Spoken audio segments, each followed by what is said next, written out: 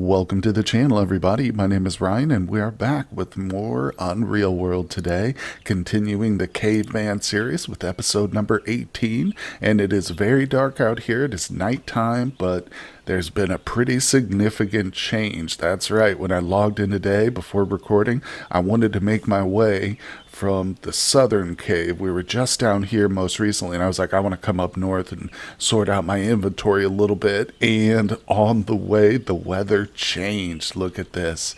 We have a little bit of snow still on the ground, but it has melted substantially. Most importantly, I'm no longer able to wear my skis or use those whatsoever. So you can see I've taken them off. In fact, I dropped them here inside the cave just so I'm not carrying around extra weight and stuff. But speaking of weight, I'm going to pick up a few things from this location. Yeah, we're going to do some fishing hopefully here soon. And when I say fishing, I mean seal hunting. Either way, guys, we are off to a great start today with that seasonal change. I expect that the ice is still pretty solid, not solid enough to walk on. I did test that, and we can't skate over the ice anymore, but we've got a little bit of time to kill too until it fully thaws, so let's get out there on the world map and see what we can discover. Well, I've been going crazy recently doing a whole bunch of traps, making traps. Of course, if you missed the previous episodes, I've got a link to the playlist down in the description, but we have just been working on some passive hunting, mainly getting ready for the thaw, which is coming up still. But I happened to, coincidentally, just run into an elk here, and we are surrounded by forest, but right now we're on a hill, which usually the hills are pretty open and clear, not a lot of trees. Let's see, we're on a steep cliff here. Dang it, I'm gonna have to move this direction. I don't know if we can get this animal or not. Look, she's heading right into the trees, isn't she? Again, this forest is a pine forest, so it's a little bit more clear, easier to track stuff for sure than it would be in a thick spruce forest, but it still is not ideal. Well, again, we're not at this point really doing a lot of active hunting just because I've got tons of food already. I literally brought like dozens of pounds of dried meat with me for this little excursion. So we definitely came prepared, but I'm always willing to try and hunt the bigger game. It's just like I said right now.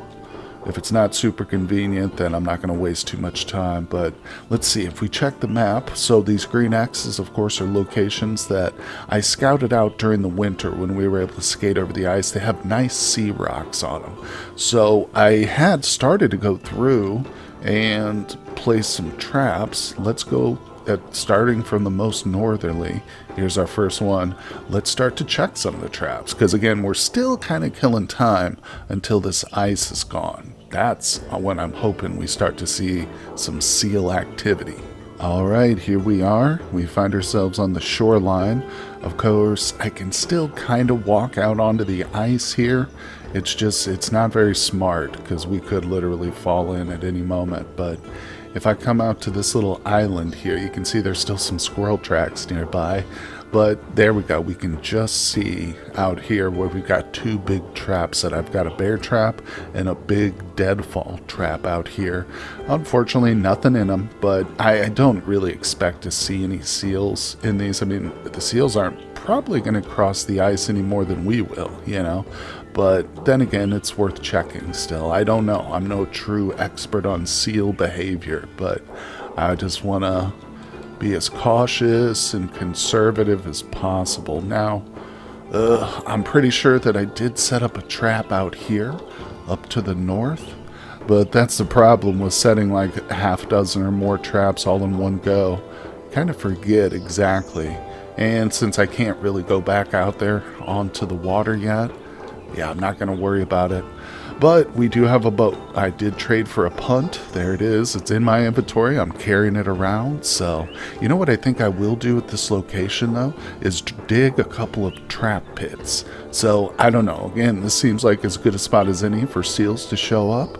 And I'm pretty sure the ground is thought out enough to do this. So, let's set one up. I don't know. Right here is a good spot. I did bring my shovel with me. We've got a fine shovel. Boom, yep, we can dig a hole. So, of course, trap pits are very effective. I mean, for lots of different types of game. Big game, too. And we need to continue it. Repeat. Oh, no, I probably just grabbed my shovel again. There we go. Okay, so that's the first step in any trap pit. Dig a hole. But if we go to the actual trap command here, now we can see I need 3 slender trunks, 10 branches, and 10 spruce twigs. So kind of an assortment of stuff to cover the hole up. But once we do that, the trap is effectively set. So let me grab the resources. Okay, well, it's a little bit darker now because I had to rest after getting some resources here. And there we go. So that trap is now officially set. You can see this is one of the reasons I love trap pits. They are super quick and easy. And look at this. I've actually already dug a second hole, gotten the resources together. Boom. So 2 is almost as easy as 1. And we've got a good effective trap set up here on this little peninsula, this little jutting of land. I guess I could put a third one right up here on the very tip. That's not a bad idea. Maybe I'll do that. But either way, you could take the extra step and make this a spiked trap pit, meaning you've got to make some stakes, and that's part of the resource list. But I like these better because those will pretty much kill an animal outright with spikes in the bottom. But this way the animal's usually trapped and typically still alive when you get to it, if you don't wait, centuries or whatever to come back to it. But it's just better overall. You can preserve the animal's hide that way and stuff. So anyway, let me go ahead and set up a few more of these. So in my travels along the coast, checking traps, I discovered a nice little choke point here on the map. These are quite common, actually, if you know where to look for them.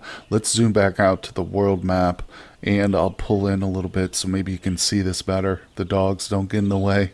But you can see that the lake here, or the inland sea, kind of peters out and forms this little lake right here. And if you notice, I can actually cross between them, meaning there is a land bridge. So that indicates to me this is a good spot for one of these choke points. And sure enough, here it is. Just pull out, you can see it a lot better. This is a good one too. It's nice and wide. Sometimes you will come across these that you can actually walk across and they'll be broken. There won't be a land bridge, but still technically it's short enough for you just kind of gets to skip right across. But they're not good for trapping purposes. This one, however, definitely is. In fact, I'm tempted to go ahead and just dig some holes here and not even worry about a fence. Normally what you would do is you would build a trap fence right across here and dot 4 or 5 little big traps, ideally trap pits, right across so that any animals or traffic comes right into your traps instead of crossing the fences. But this guy is really bad at building, and he's not that great at trapping either. So we've tried to build a trap fence, and it took forever. Just to build one section, I had to rest, I think, 3 times. And I mean, fortunately, the only way to get good at it, though, is just to practice it, is to build fences. So, I don't know. Let me see what I can do. I'm certainly going to build some, or dig some holes here and just throw some debris over them, call it a trap pit. But I'll see what I can do about fencing. I don't know. No promises. Well, I'm not going to do the fence. I decided I want to spend all day here. Maybe if I come to the end of the trap setup and there's just nothing else to do, we'll come back. But I did bury or dig the holes, I should say, in a line here so that we can set up a nice little convenient fence. It's kind of hard to see this one, but there's a third one right here behind the trees.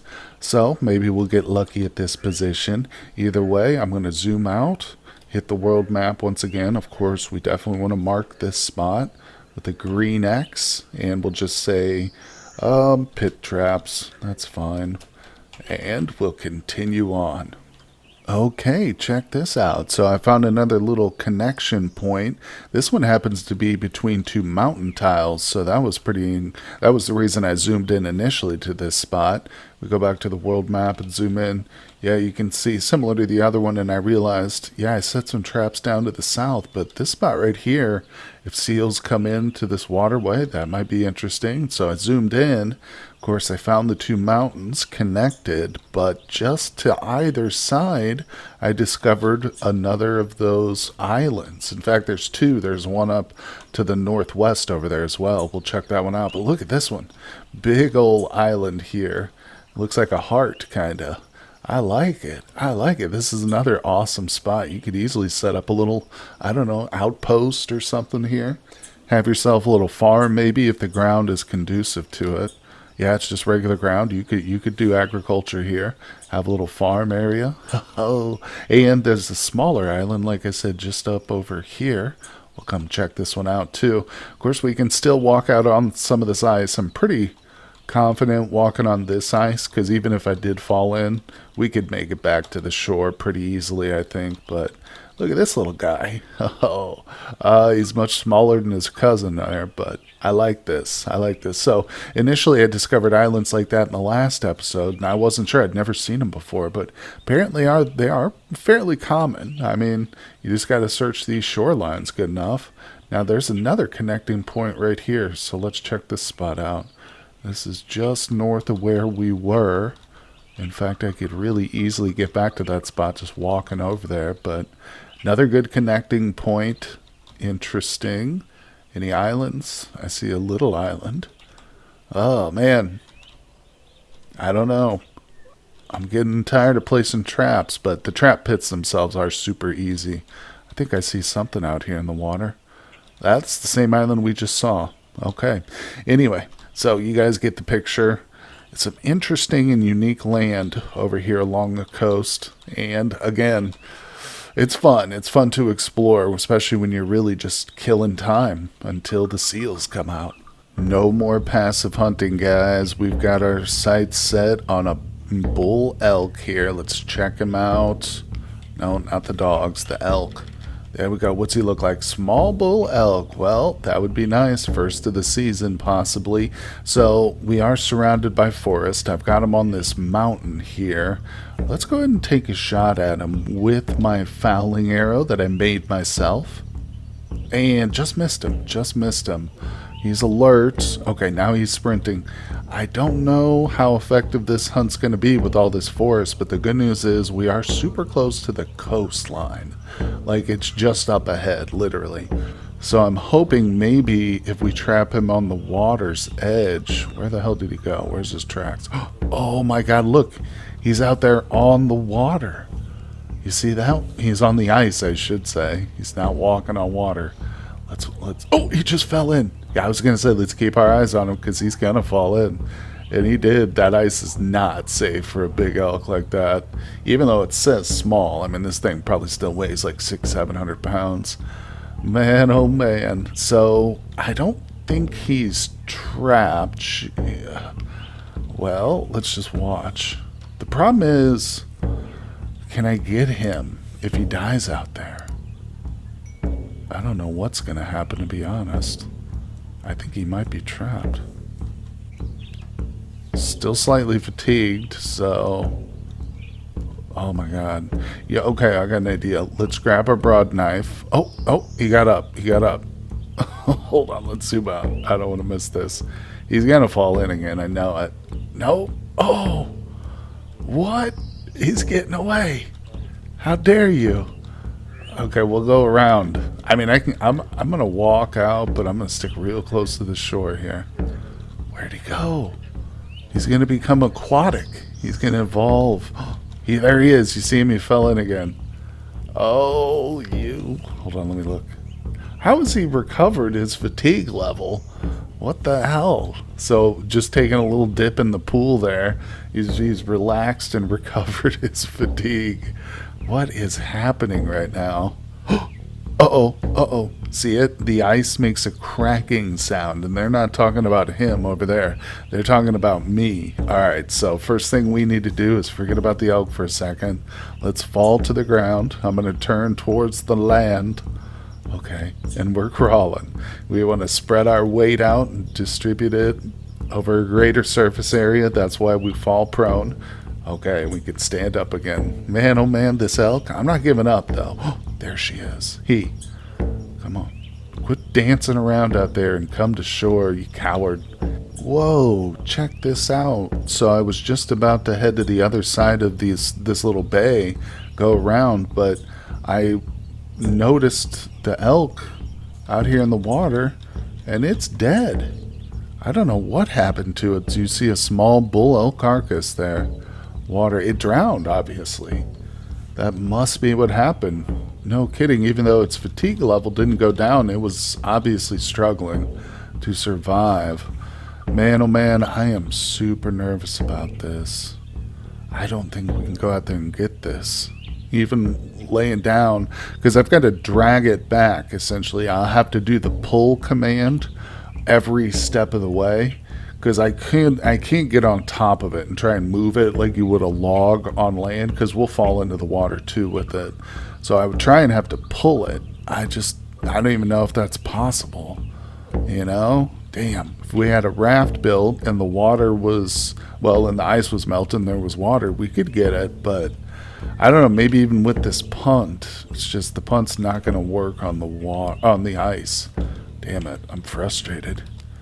Oh, stupid animal. Yeah, I guess if I equipped my paddle, that would help too. No. Yeah, it doesn't go out there with that.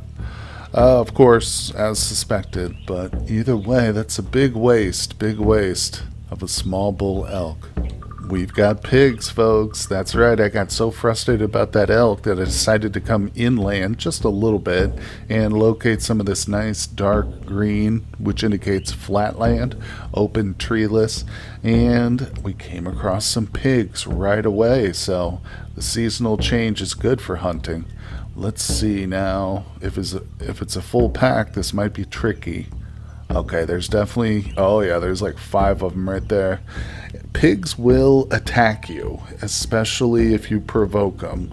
And they will come at you like not just the one you attack. So if I were to shoot this one, others of the group might come at me. So it's risky, but we do have 2 dogs, so that's very fortunate for us. Let's take a look at some of these boys. Now, one thing is if you run it to exhaustion, they won't necessarily go hostile towards you until the very end. When you pull out your knife or whatever weapon and you try and hit it to death, then they'll start to go hostile. But by that point, usually you've got the prey separated. So let's just try and run these down. Well, one of them. Let's pick this one to the south here. Okay, there's 2 of them heading southward. They're very fast. You can see they easily get out of sight. We're only moving 5 miles an hour. They're probably at least double that. Okay, there's one right there and right there.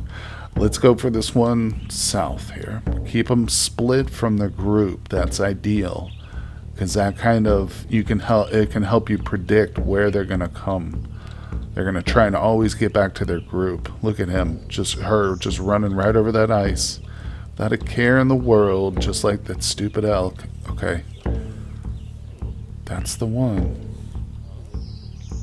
Keep on her. I could be sprinting right now, but I almost feel like there's no point since I know just where she's going to try and go. Look at her.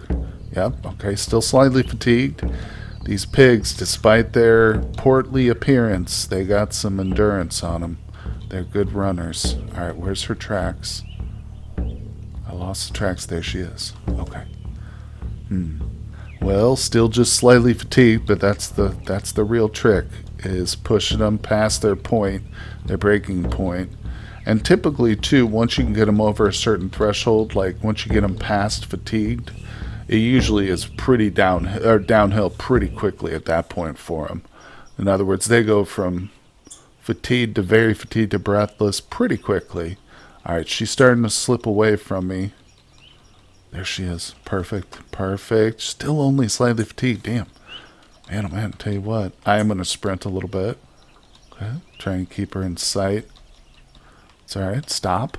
The good news is in the summer or springtime when there's no winter, or when there's no snow on the ground, we recover as we walk, so that's helpful. Damn. Still slightly fatigued. Sprint. Going to the site of last visual contact. And there's a track. Oh, she got up ahead of me. Damn. Man, oh man. Okay, there's some water. And she's just walking right over the ice. No. Should we take a shot at her? I don't even want to. Damn, there she goes. Okay. Oh, making a turn. Heading over the ice again. Looks like she's heading over the ice again. I'm going to risk it. I'm going to walk out over it. Oh boy, she's definitely gotten back with her herd, which isn't the end of the world. It's just, it's going to make it harder. There she is. Nope, it might not be her. Or if it is, she's fully recovered. You gotta be kidding me.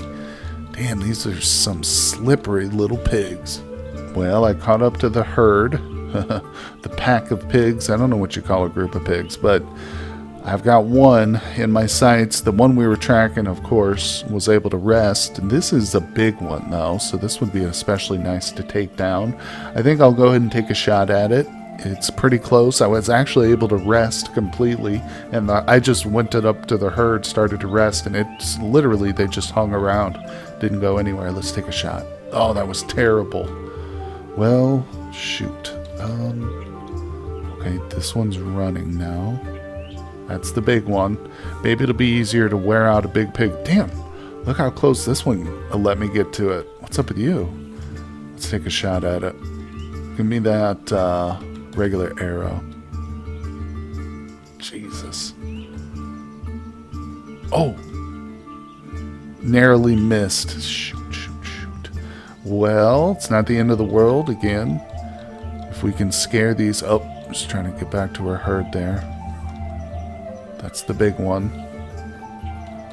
Okay, I'd love to be able to grab some of my arrows real quick. Come on. Now, let's take a look at this one. Okay, that's the regular size. It's escaping. Shoot, shoot, shoot. All right, let me get another arrow knocked. Damn. Well, I'll try and get another in alignment for another good shot. Okay, we got a shot right here. Pretty decent range. Let's go for it. Oh, missed it. Damn. Try again. Okay, another great distance here. Let's take a shot with our fowling arrow. Nailed it. Nailed it, our first hit. Okay, let's take a look at the animal. Suffering from a deep puncture in its thorax, bleeding. So, we definitely still need to keep up with this animal, but now we obviously have a clear target. And I'm going to sprint. Not until exhaustion, but I'm going to sprint pretty hardcore here. Alright, there's a couple of them together. Remember, they can get aggressive. It's not the one we're targeting. That's not the one we're targeting either. What the hell? Where's our prey? Oh, is that her? That's the one. Hold on. Still only slightly fatigued. She's bleeding, but her fatigue level is still strong. Skating around on the ice. Yeah, it's going to be so much better when this ice fully melts. Of course, by that point, we'll be hunting seals and not piglets here. Oh, check this out. So I'm able to sneak up on this pig here. This is the one we shot at. And I've still only got it slightly fatigued. I don't think these guys, they must be bugged or glitched out or something. There's got to be something wrong. No, I'm just kidding. But let's see if we can get it even closer.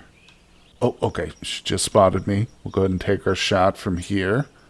Oh, dude, come on with these terrible shots. All right, I don't want to really hide anymore. In fact, we can probably go ahead and sprint.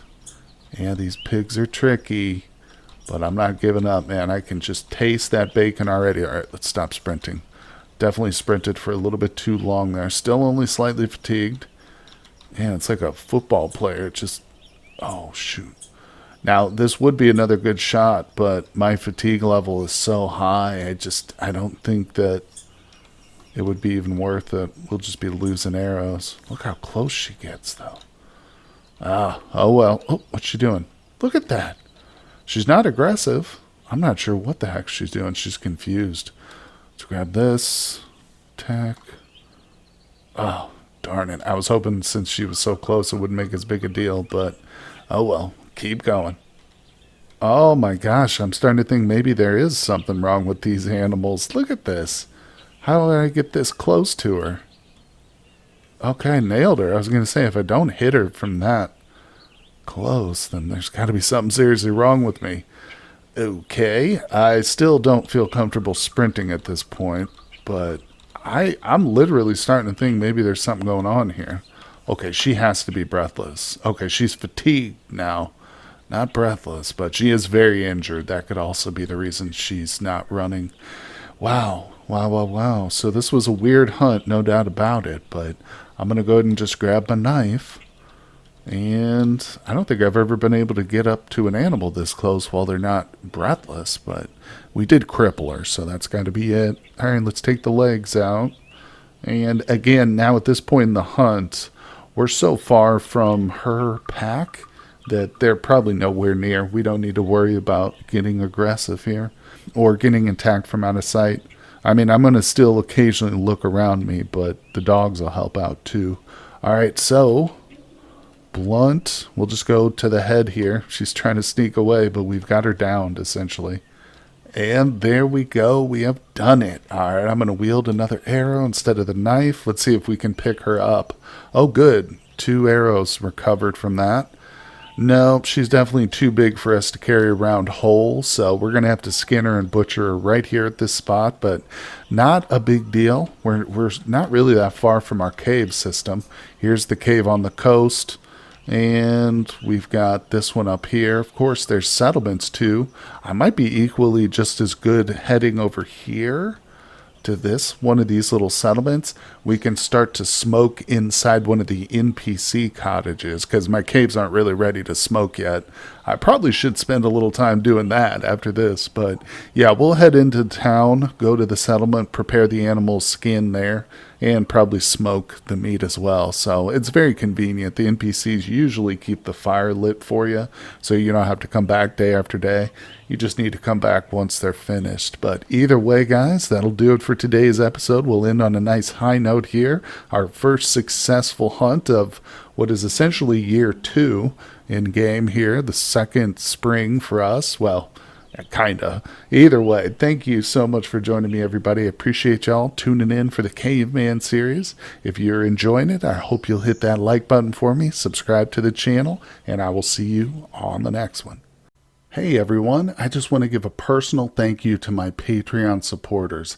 Their contributions help make my work possible, and I am tremendously grateful to them. I'd also like to extend an invitation to you to help support my work on Patreon as well. Your donations allow me to upgrade my PC and avoid the dreaded hardware despair. It also gives me more time to devote to new projects and create longer content such as live streaming. No matter what you decide, thank you for visiting my channel.